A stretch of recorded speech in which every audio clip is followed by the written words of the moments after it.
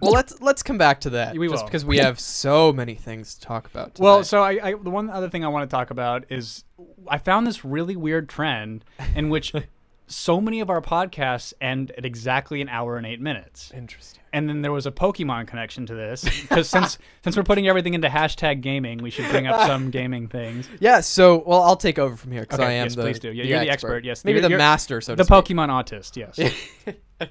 So, so there's a Pokemon named Spiritomb, and the lore behind Spiritomb I is thought that it was Spirit Bomb. Spirit Bomb. I don't know why I read it that way. It's like an Alex Jones theory. A spirit bomb. Turn to the freaking frogs gay. They're gonna drop a spirit bomb. Yeah. Everyone's gonna be possessed. That's so. There's a Pokemon called Spiritomb that is basically made up of a rock and a certain number of souls. He like absorbs souls from people, and once he absorbs the amount, he can sort of like fully realize his form. Mm-hmm. And the number of souls is 108. Coincidence? I think not. I think not. So fucking stupid. But like, when you said like all of our things like stop at 108, Did you I was look? like, yes, I looked. Isn't it weird? And my first thought was Spiritomb. Yeah. I think it was meant to be. But just like, I mean, on a more serious note, it was really strange to me. I'm like, why? How the fuck does this keep happening? Right. I think, I mean, it's odd that somehow it would, because we have the 30-minute or 30-second intro and outro, but I still wonder, because I mean, consciously when we hit an hour, I'm like, okay, I need to start wrapping this up. And so it probably takes me about, 7.5 minutes to actually wrap it up. But it still is, like, the chances of it actually mentioning, it actually ending at 108 is so unusual. Yeah, absolutely. Nianoni says, I mentioned this on my forum that I own that no one needs to know exists, but one YouTube talking about it. Well, no one's gonna find it. I mentioned this on the board, but one YouTube conservative praised Joker as a treatise on the problem with fatherless homes. Is that the word? Is that a word? Yeah, it is. What does it mean? No fucking clue. I forget. I just remember my history professor. Here, Nianoni, don't tell us. Don't tell us. Let me find it out. Here we go. A written work dealing formally and systemically with a subject. Huh. It's just a piece of writing. No, it's not. I mean, no, it's not. They didn't, or there was nothing like explicit in the movie that had anything to do with that. Yeah, like I don't. But there was a confrontation. Well, whatever. Yeah, we'll get back to it. We'll get to it. Fuck. But it's not a focus. But I think we were just, before I moved on to that, it was talking about the podcast being a minute and 8 seconds. And another thing in Pokemon news that I didn't tell you about yet. So they did like a 24-hour live stream, and that happened the day after we did our podcast last week. Yes. They did a 24-hour sort of wilderness live stream, but it was all animated, which was really interesting. So basically why they were doing this was they have 2 new Pokemon games that are coming out, and they had this 24-hour live stream where you could tune into it kind of like you're tuning into our podcast now.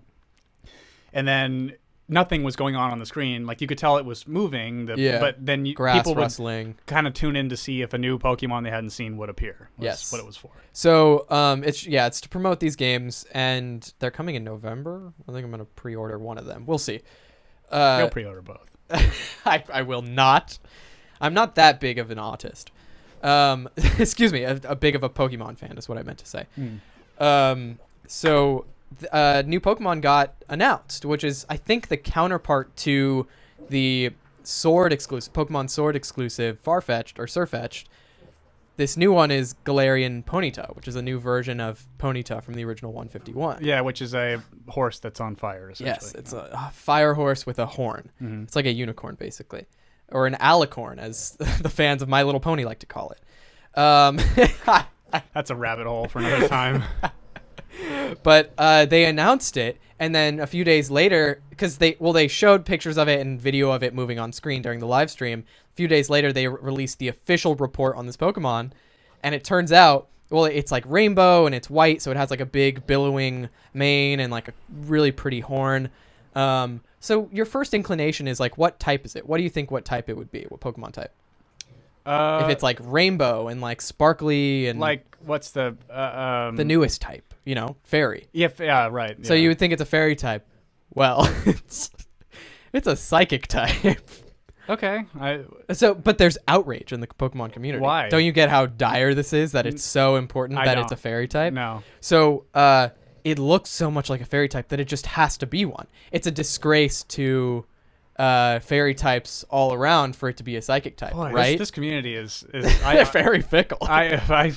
Yeah. Listen, I'm excited regardless. I'm really grateful to have been into Pokemon before the internet age.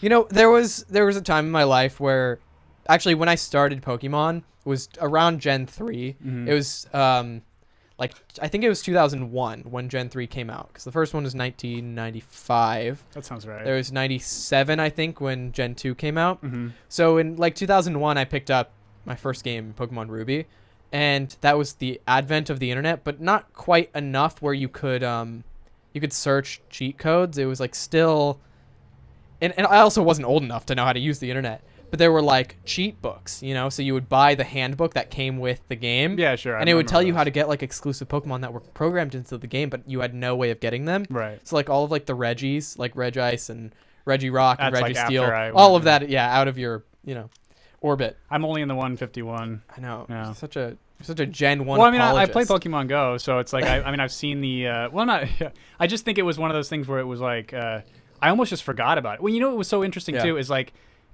is when I was playing them and it was massively popular, but any older person was you were such a dork for playing or being into this. And then now, no, it's so sad. Yeah, well, I think it was so sad. Being nerdy is now in fashion, so it's definitely fucking rules, dude. Almost. Well, I don't know. I really well, excuse me, because now jocks can claim nerdom, and it's it really just is annoying in the sense of no, you were the ones who were a dick to me in That's school true. about this thing that I liked, or when I was into anime or what. Anime was not a cool thing to like when you were going to, you were in middle school in the early aughts or the late 90s. Yeah, it's interesting. You go to r/gaymers, GAYMERS. Have you ever been to that subreddit? No, I can't really stand Reddit gay people. They're very annoying and liberal. So you well, that's not my point, but well, it was mine. You go to r/gamers and you get jocks who have sort of been nerds their whole life but became hot because they're gay. Okay. So it's it's a little different, but they became hot because they're gay, and the ones with the most upvotes in that subreddit are the muscle gays who have a Nintendo 64 remote in their crotch. Oh, my friend. Or this was years ago when I was actually subscribed to it. But, right. hey, don't mention it.